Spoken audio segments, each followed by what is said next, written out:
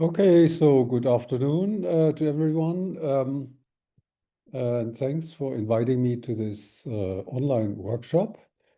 My talk with the title N equals 8 Supergravity and Beyond will be in part a review of old things. So it's a little bit like a status report of what has happened over the last 40 years, very compressed.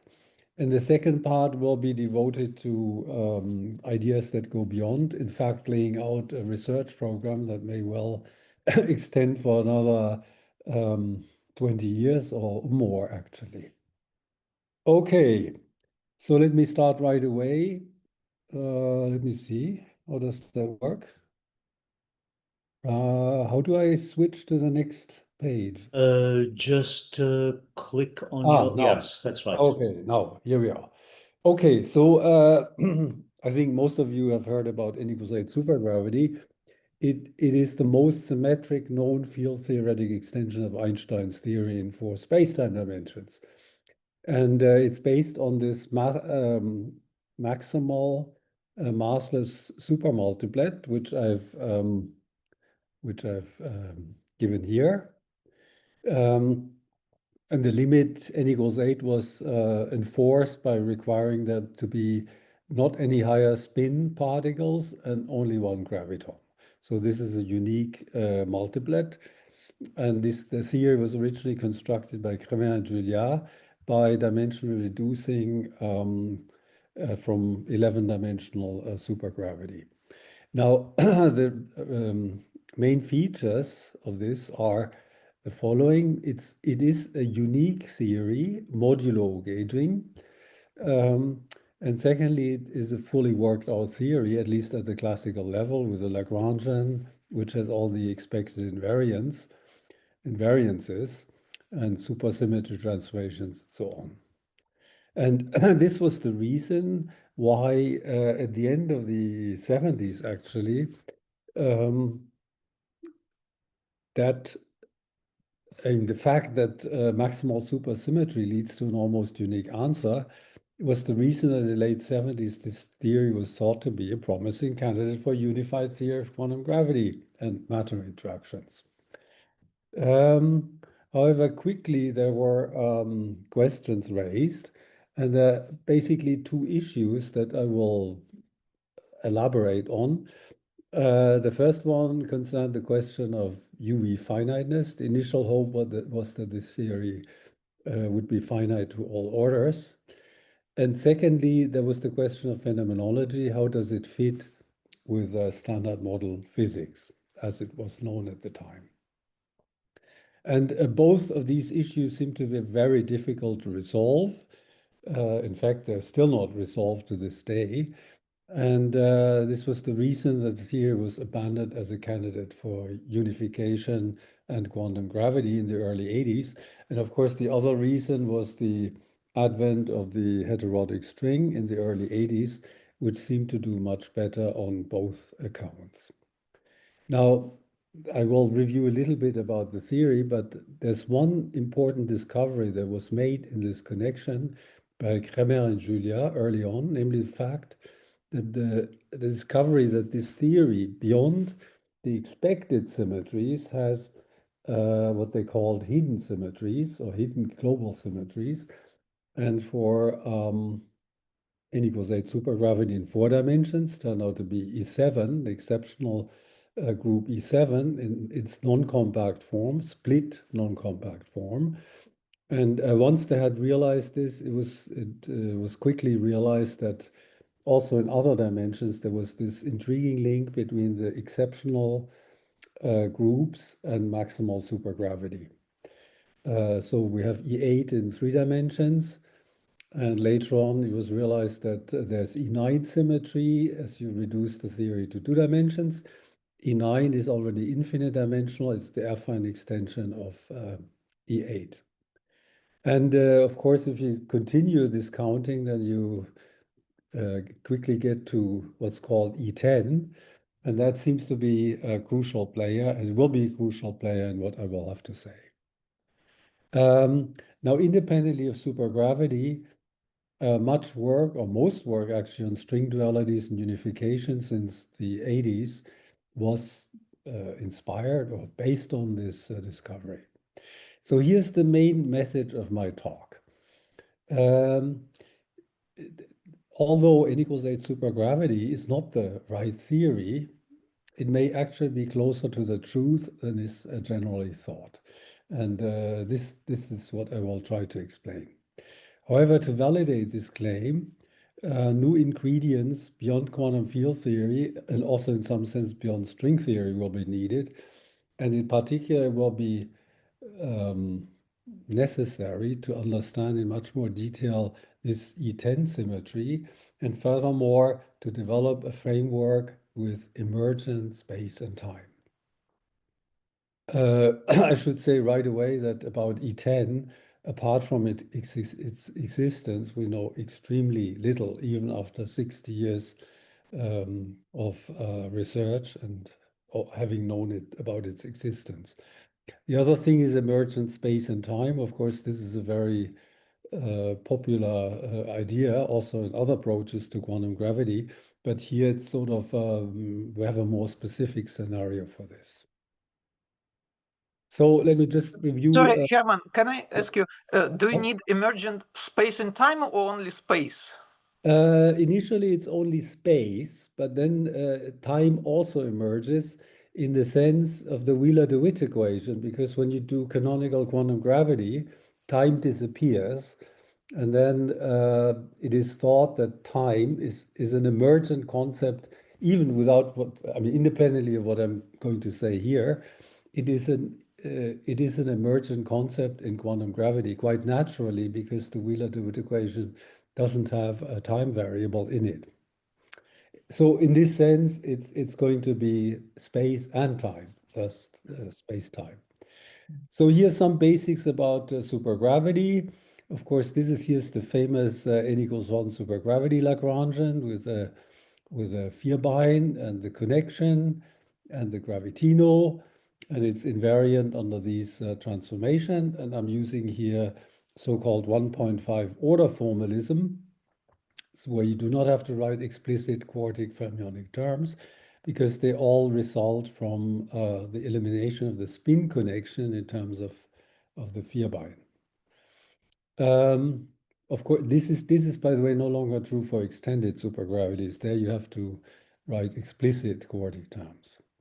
Now, to pass from this to extended supergravity, you simply increase the number of gravitinos, and of course add in all the other fields that are required by the supermultiplet analysis, and then work out the theories by the usual Noether procedure.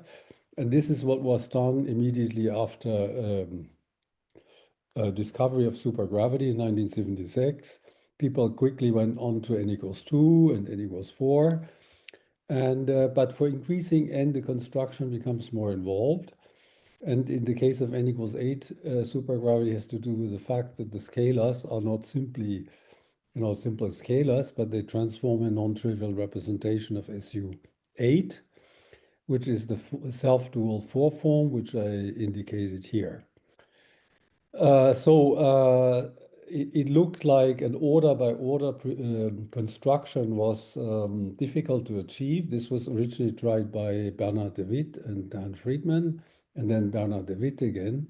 And it was at this point that this discovery of E7 by Crémer and Juliard came in handy, because it allows for, if I may say, coordinate-free description of the scalar sector.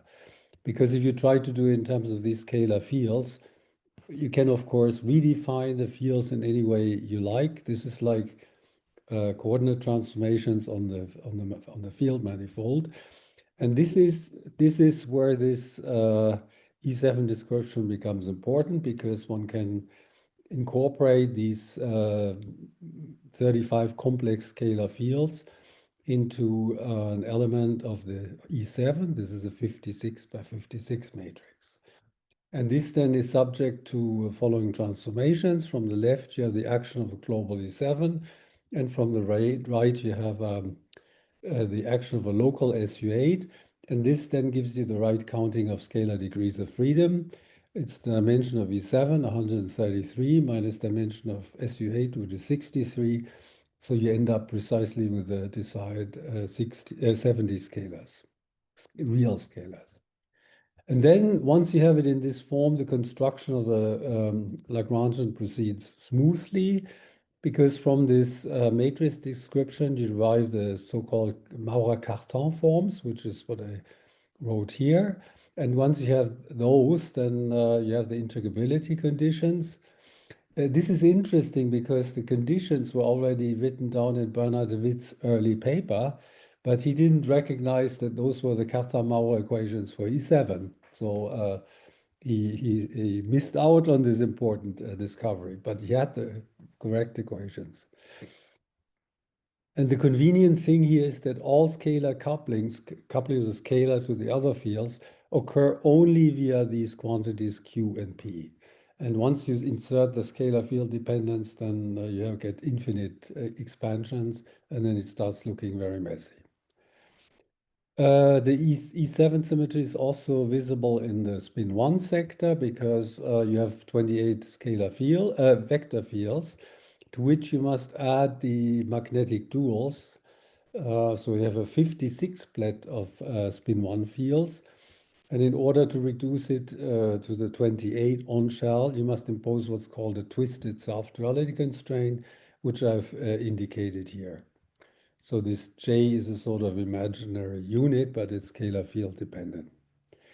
So this is such that this first order equation implies the second order field equations. Just a few words about gauging, because there are various gaugings, but we now have a sort of unified view on gauging this theory.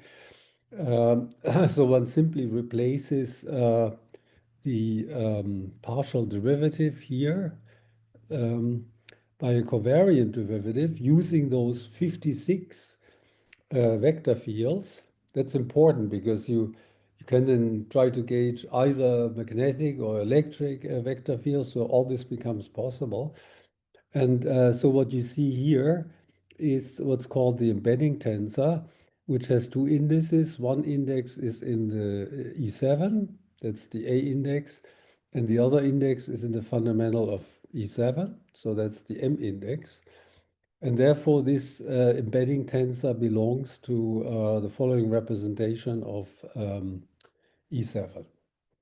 It was later realized back in 2002 in work with Henning Samtleben that actually there's a simple condition for consistent gauging, and simply requires that the embedding tensor must be contained. Oops, now here I did something wrong. This should be 912, I guess. Well, I'm sorry, I've put the wrong number here. The embedding tensor must be an element belong to the 912 of E7. If it has pieces in the 6480, you cannot have a consistent gauging. In addition, the theta embedding tensor must satisfy a quadratic constraint in order to ensure closure of the gauge algebra. Now, this is now a very general method which sort of encompasses all gaugings. Of course, the different gauged versions were discovered over the years. First of all, by Hull with non-compact gauge groups, and later there were some others.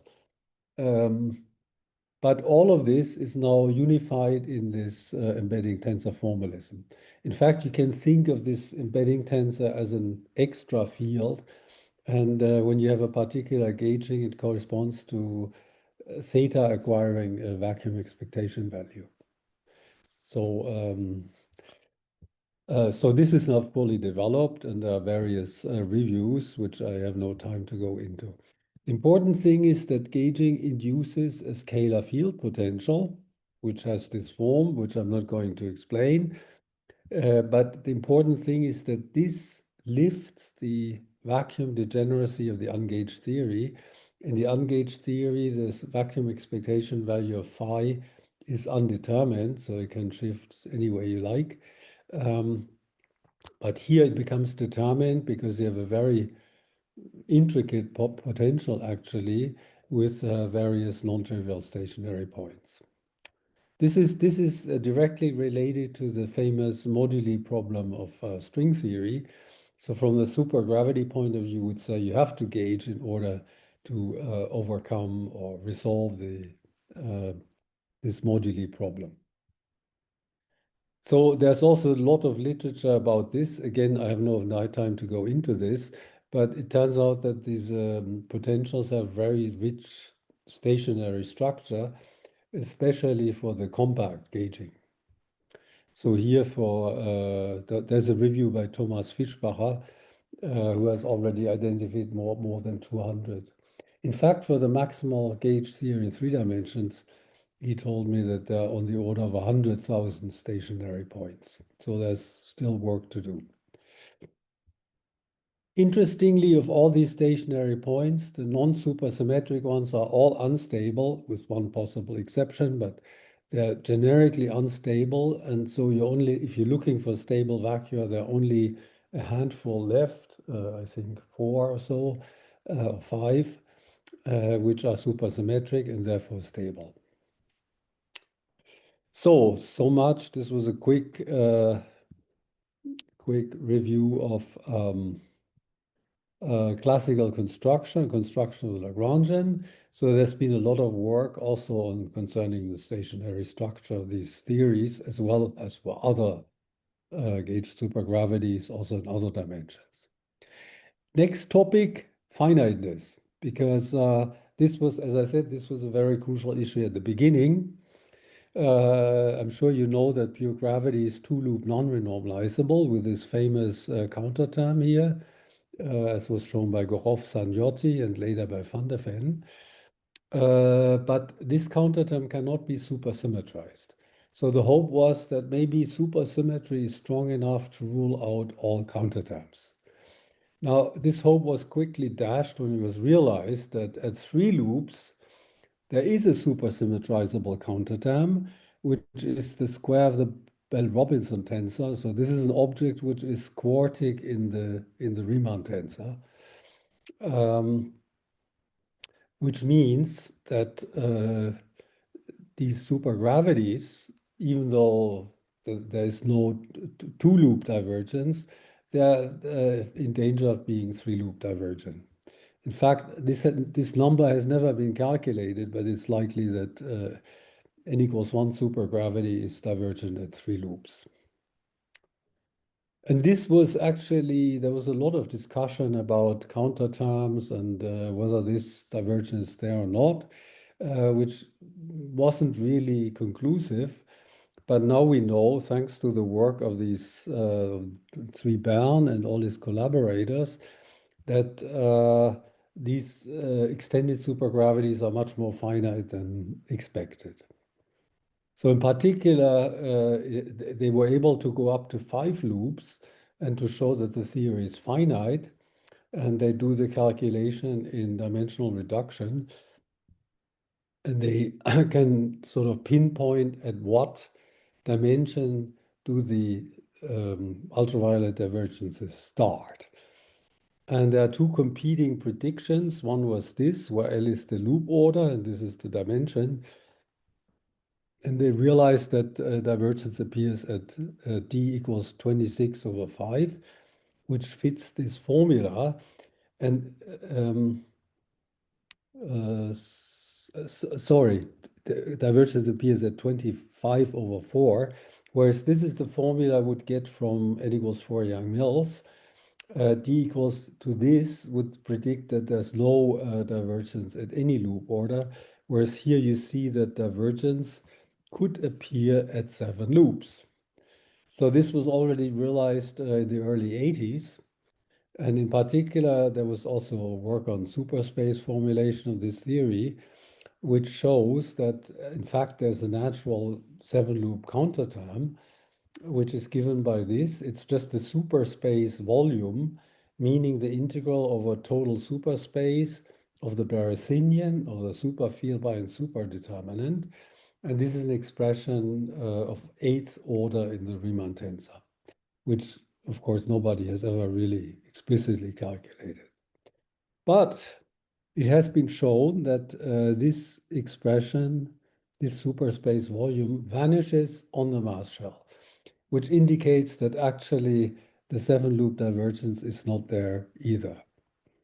Which means that in order to decide the question, you may have to go to 8 loops. Now they're at 5 loops. I don't think, I'm not sure whether will see this calculation done in my lifetime. So that means the question of finite is still up in the air.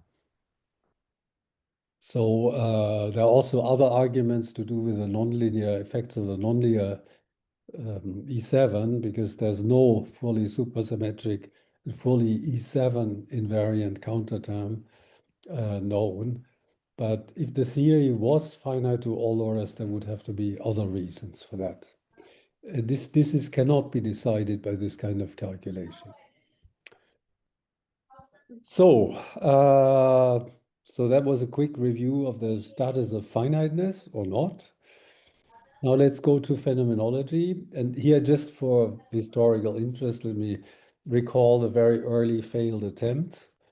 First one was to try with Hermann, who noticed that SO8 contains SU3 cross U1, and you try to identify SU3 with SU3 color and U1 with U1 electromagnetism. You will see in a moment that doesn't work. Then Kremer and Julia suggested that the chiral symmetry could become dynamical.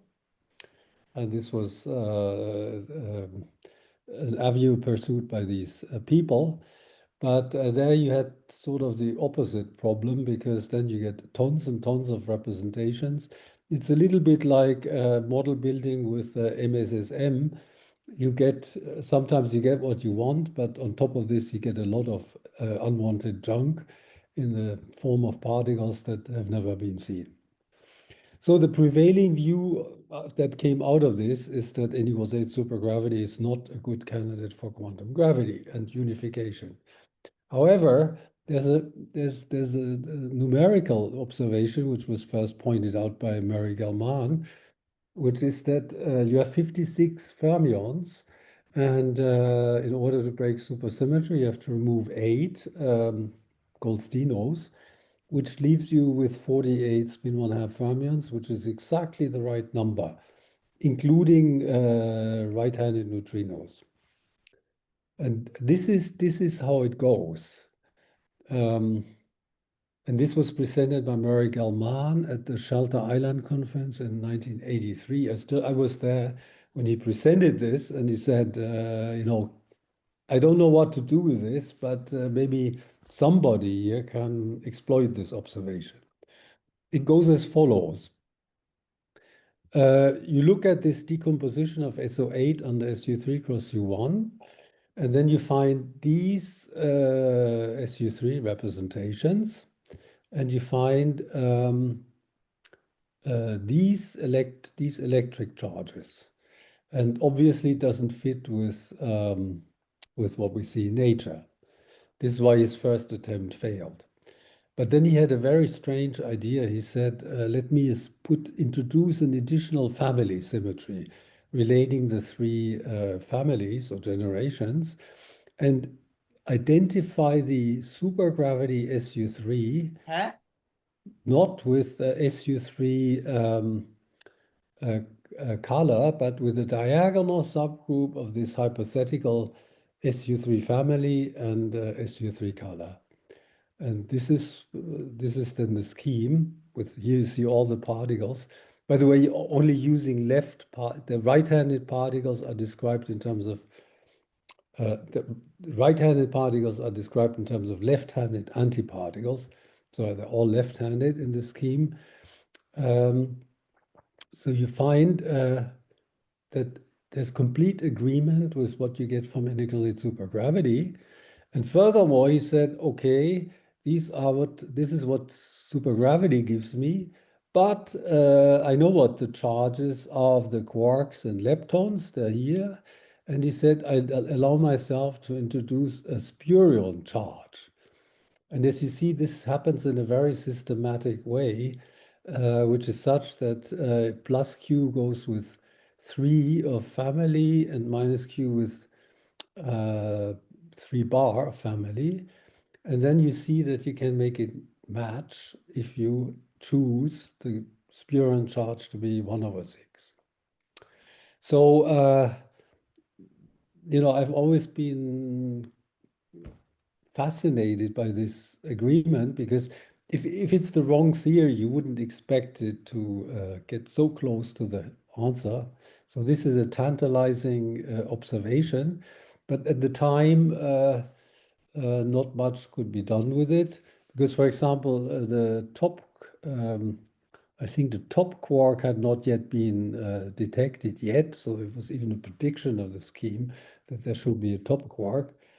And furthermore, was in the mid-80s, everyone said, we're not going to construct LHC, and once we switch on LHC, we're going to see lots and lots of new particles. In particular, we're going to see N=1 supersymmetry, low energy supersymmetry.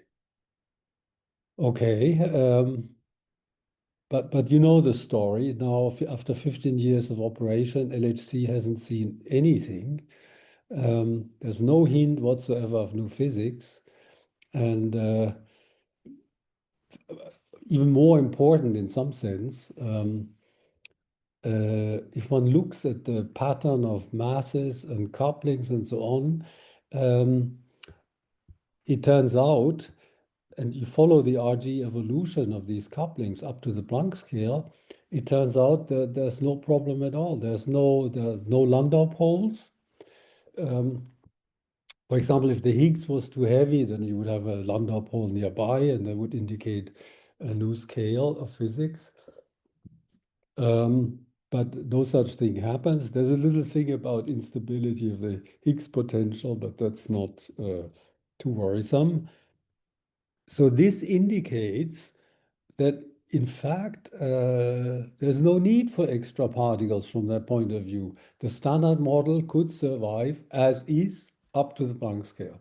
And the evidence that we have at the moment is indeed that this is what is the case. So you could have expected, fourth generation of quarks and leptons, and of course, N=1 supersymmetry, or sterile neutrinos, new sterile neutrinos. All these things could have happened, but there's no evidence whatsoever. And this became, so it had already become clear, say in 2015, that LHC would not produce any new degrees of freedom other than the Higgs, of course.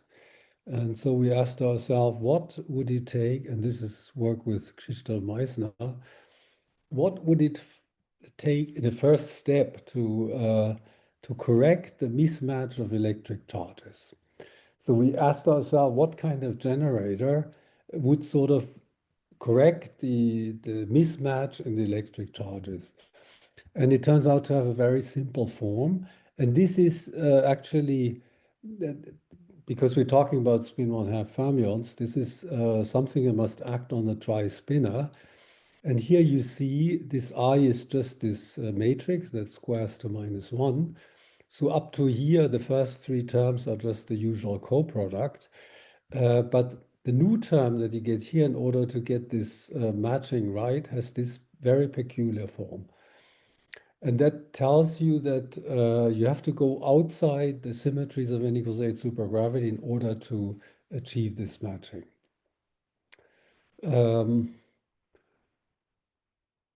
So this means, I mean, it was already, in a way, it was clear already 40 years ago.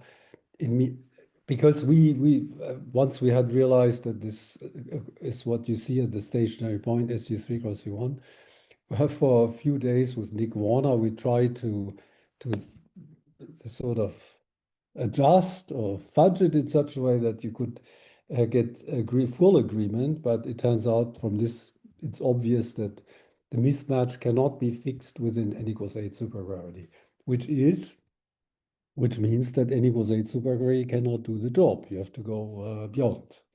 Now, you see, I take a different perspective. Most people in those days would have said, this means that the theory doesn't work, finished.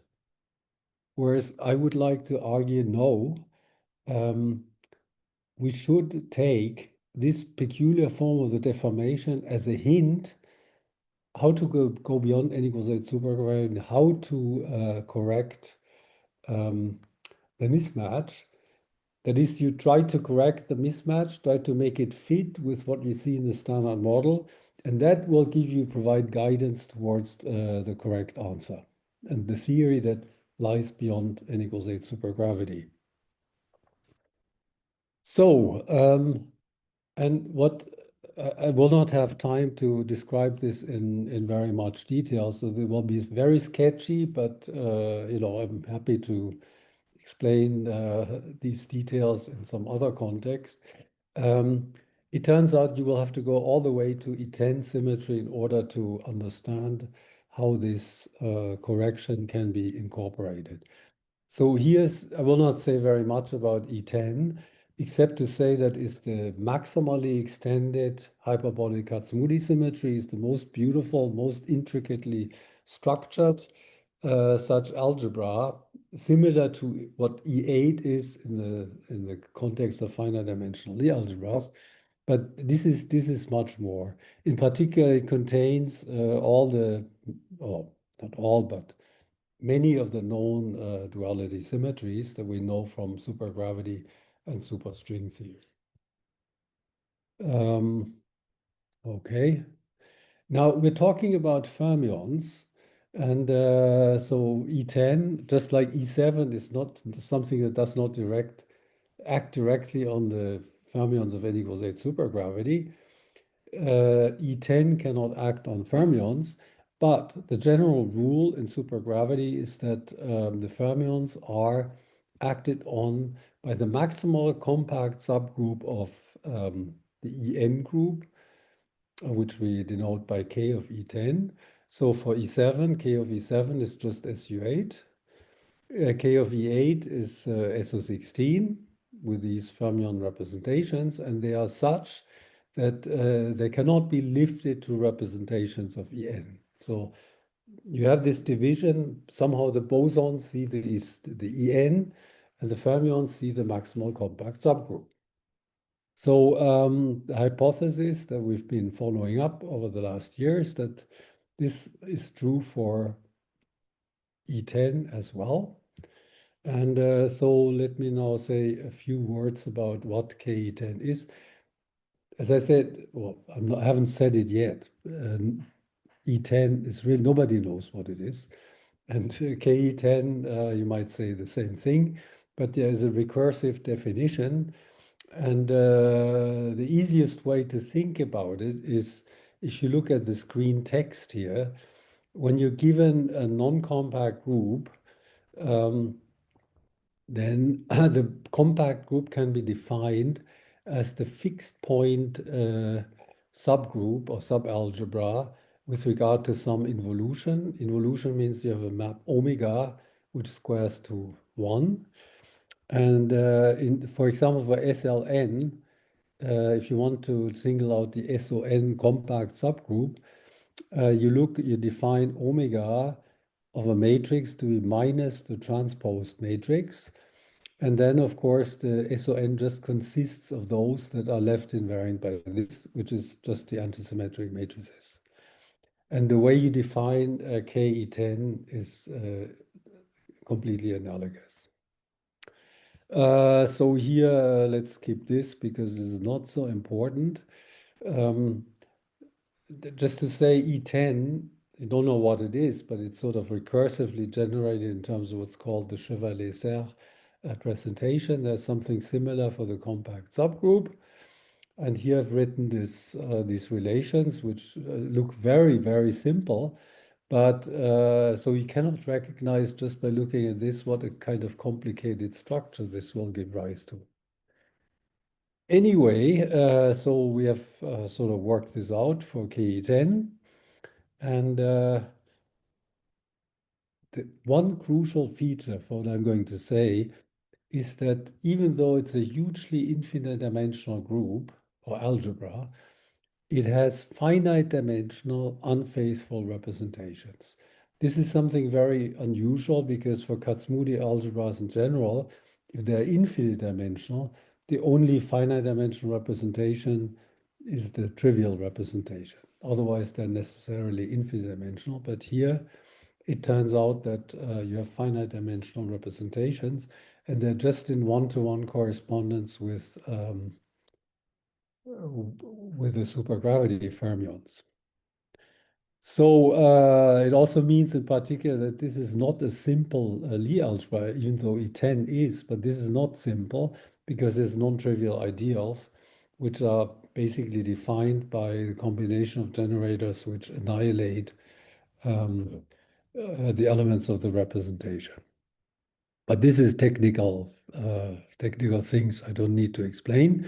But the way we've realized this is by looking at the supergravity fermions from 11-dimensional supergravity, and then you can actually realize K of E10 transformations on these spinors. You see, this is just the SO10 subgroup or subalgebra, and then something else, and then you keep commuting until you generate the whole algebra.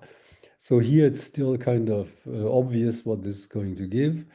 But here for the spin 3/2, this is something you extract from 11-dimensional supergravity, these transformation rules. So this is the transformation of the gravitino in a Coulomb gauge. These are just spatial indices. This is just the SO10, so this is completely obvious. But this thing already is not obvious. This just follows out of the analysis of the supersymmetry transformations. And then the whole algebra is generated by commuting in all possible ways. So for example, you can now start commuting two of these with themselves, and then you get a new generator, which has now 6 indices, and so on. So in this way, we've also realized that the Revita-Schwinger equation can be reformulated as a Ke10 covariant Dirac equation. So the main message here is that somehow the fermion content of n equals 8 supergravity, you do not need supersymmetry to সবকিছু করলাম Pardon? জামা কাপড় laundry Pardon? But I cannot understand. yeah, sorry, go ahead. Anyway, what we saw in the multiplet of n equals 8 supergravity fermionic part can be understood, the fields at one given spatial point can be understood to fall into a representation of K of E10. And this is something that mixes the spin 1/2 and spin 3/2 degrees of freedom in a way just like supersymmetry. This means that the fermionic structure, in fact, the multiplet structure of maximal supergravity, can be viewed as a consequence of E10 and KE10 rather than supersymmetry, which means that E10, KE10 know as much as supersymmetry. We do not need supersymmetry to derive these statements about what the multiplets are. Oops. So, and this is again would take more time to explain, but this then we have actually proved that this deformed U1 generator that was needed to get the charges of quarks and leptons correct. This generator, in order to you can show that this generator now belongs to K of E10. And I will not go into the details of this argument. This you can find in this paper. This is not so important, but what is important here is that in order to make this work and to see that J can be incorporated, you have to go all the way to K of E10. There's no finite dimensional Lie algebra, or even the affine extension of E8 is not good enough, or its compact subgroup is not enough to do this. So the evidence we have here, in some sense, is that the statement really is that in order to achieve a matching between what we see in this theory, the Fermion representations, to match it with what we see in nature in the standard model, you have to go to this fancy infinite dimensional symmetry. There's no way to make this work with finite dimensional Lie groups. By the way, also in recent work, we've been able to embed the full standard model group into this K of E10 so that you can also undo the descent to the diagonal subgroup, which is something that Gell-Mann introduced ad hoc in order to see this agreement. So there are lots of open questions here also on the theoretical side. You know, I'm now emeritus, but with this, I have lots and lots of PhD thesis topics to, it's just that at the moment, I don't have the money to pay for the PhD students. But there are lots and lots of beautiful problems to be worked on here. So, so here are the various challenges. I cannot go into this. They're just listed here for your information. So there's theoretical work for the next, I'm sure for the next 20 years. But this question is still, I mean, it's nice to have this agreement with the standard model fermion spectrum, but is there anything beyond that you could use to test the theory? And yes, there is, in principle at least. Because we had these 48 fermions, but we've eaten away 8 Goldstinos to get supermassive gravitinos. And these, because they're not protected by chiral symmetries, they are expected to have masses close to the Planck scale. And when you extend this Gell-Mann analysis to the gravitinos, these are the charge assignments you find. So there you have 8 gravitinos, and some of them carry color and they carry electric charge. So this is extremely unusual because the prediction is that they're undergo strong electromagnetic interactions. And if you, I mean, these things, if they're abundantly, then you would have seen them long ago. The other important thing is that due to this Gell-Mann twist or spurion charge, it turns out that these things, as they are, cannot decay into standard model fermions or particles. There's no final state into which they could decay with standard model particles as the outcome that would match these quantum numbers. So this is completely different from the N=1 MSSM gravitinos, which are uncharged under standard model symmetries, extremely weakly coupled, and in particular, as I said, do not participate in electroweak interactions, which is of course why they're difficult to discover, detect when, even if they exist. So these are the only, in this scheme, we have the standard model fermions, 48 of them, exactly in agreement with the standard model. Plus, and the only extra fermions that you would see that would exist in this scheme are these 8 supermassive gravitinos. And the fact that they cannot decay into standard model matter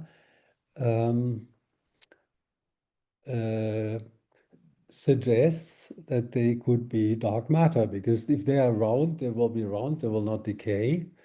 So they could, in principle, serve as dark matter candidates. And this is, we've written about this and explained this in a little more detail.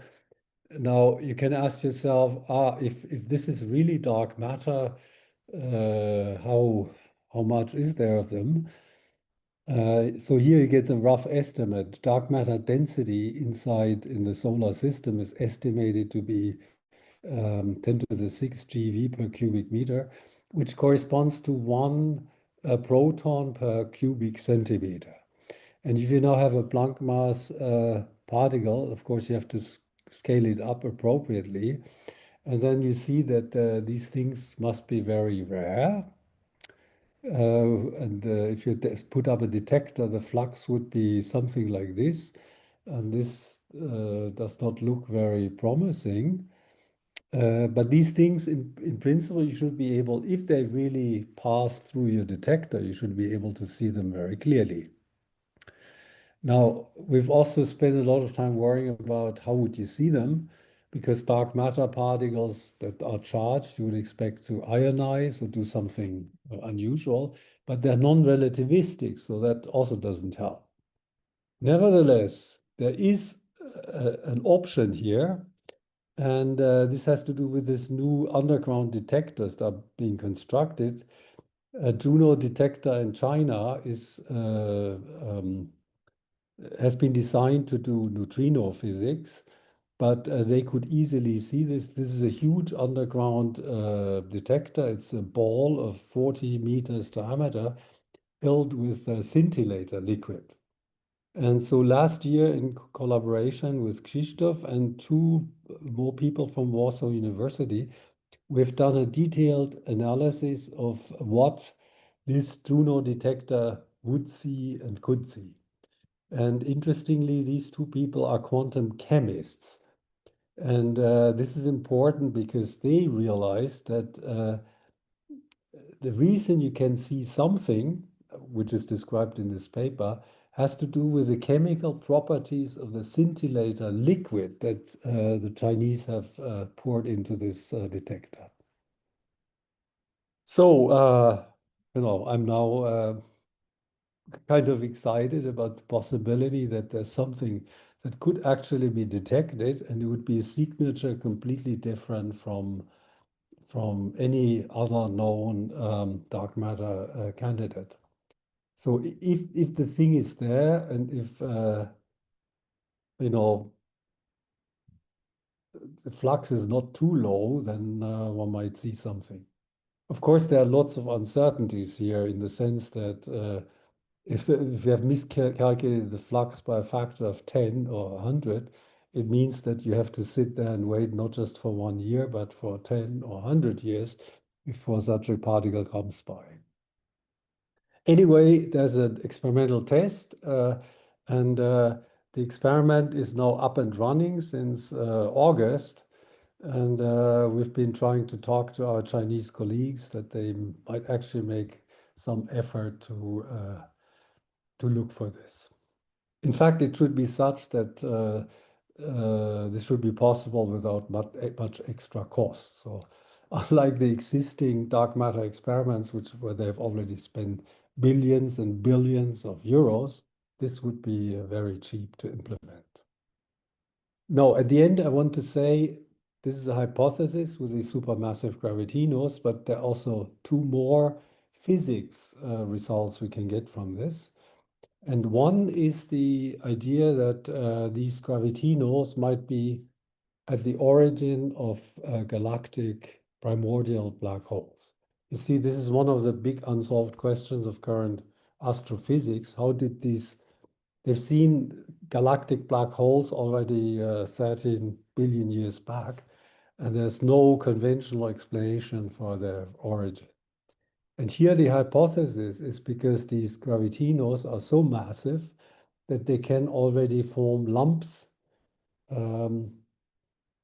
They can form bound states already in the early universe, and then undergo gravitational collapse to have so little black holes already in the radiation period. Then they grow very rapidly because of the hot and dense environment. And then we've also done some numerical estimates to see that when they emerge into after the radiation period, you can already have masses of 1 million or so solar. You can have masses of million solar masses. And just to the mathematical argument for this is if the gravitino mass is such that the gravitational, and because we have plus and minus charged gravitinos, but if the masses are such that the gravitational attraction can overcome the electrostatic repulsion, then there's good reason to expect that such a gravitational collapse occurs. Actually, this is also interesting because the required mathematical analysis would be the quantum mechanical analog of structure formation calculations that they are doing in astrophysics to explain the structure of galaxies, but this is now with the Schrödinger equation rather than Newton gravity. So here's just a quick argument how this happens. So here you have an n-particle Hamiltonian for this is non-relativistic approximation for gravitinos, anti-gravitinos, and then the potential here. You see you have the attraction, the attractive part between gravitinos, anti-gravitinos, and this part would be normally repulsive, but the beta, that's the from the electrostatic repulsion. You see if beta is smaller than 1, which means that the mass is in the right range, then also this part becomes attractive. And then the question of stability, this is something that has been studied long ago in the mathematical physics literature, is answered as follows. You look at the ground state for the n-particle system. So this is the ground state energy. And then you check how does it behave as a function of n. And here we found an old paper by Lévy-Leblanc from 1969, which gives the following bound. And the important part is the independence of the upper and lower size of this. And from here you see that the energy density, which is the energy of the n-particle bound state divided by n, grows with n. And this indicates instability. You remember the old Lieb-Thirring proof of the stability of matter. The core of the proof was to show that the energy density tends to a constant for large n. This is what explains the stability of matter against collapse. But here this goes like n to the 4/3, which indicates that once you have such a bound state, it will rapidly collapse and then form a black hole. So that's one thing.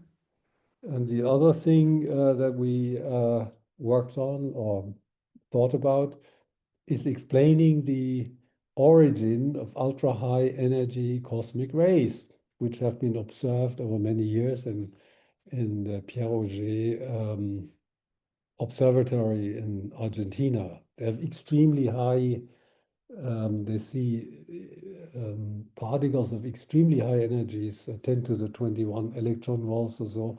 There's one such particle per month, or one such event. And the speculation here is that there's a new mechanism. You have to compress. We also have the color triplet gravitinos. Normally, the cross section is far too small and they're far too diluted to ever annihilate. But once they get compressed into a neutron star, then you have a very high density environment, and then it can happen that you have an annihilation of gravitino, anti-gravitino, which will then result in a shower of particles. And interestingly, what we've done, we've taken 2 of these particles of approximately Planck mass, and then we've taken the multiplicity formulas from LHC. You know, when you collide protons, then with the energy, the number of particles produced in the collision goes up. And if you extrapolate this formula to the Planck mass, which is of course an assumption, then you find more or less the upper value in energies that they see at this Pierre Auger observatory. Another thing that could be explained here is the dominant appearance of ions in these cosmic ray events. So we've done some estimates just to show that this is a proof of principle, that this might just work also with the numbers. So if this is really true, you have hints of E10 and K of E10 in the sky. So let me conclude. So the message was that n equals 8 supergravity doesn't work as it stands in its original form. However, what it does, and this is the work of Hermann and Gilliard to start with, it points all the way to an ultimate duality symmetry, E10, and its maximal compact subalgebra K of E10. And the next point I haven't really explained, but on much detail, that E10, K10 unify and generalize the known duality symmetry of supergravity in string theory. And these results all indicate that E10, and this is another thing I haven't had time to explain, that E10 requires a setting beyond known concepts of space and time. This cannot be realized within the framework of space-time based quantum field theory. So, I mean, it sort of fits with this idea that space-time and all the fundamental interactions must emerge from something else. But here we have a sort of more specific scenario for this kind of emergence, which is different from other scenarios. Let me repeat the real physics bonus points of this whole program. Is first of all, we have a matching with a standard model spectrum of 48 spin 1/2 fermions, which also means that we're easily falsifiable. The moment anyone discovers the fourth generation of quarks and leptons, or a fourth sterile neutrino, or a gluino, any of the particles discovered by low energy supersymmetry, where that's it. Where the idea would be refuted. And as I briefly explained, once you take this idea seriously about the massive gravitinos, we also can provide a possible explanation for the origin of primordial galactic black holes, and also understand the origin of ultra-high energy cosmic rays. And the last question I want to ask, because this is,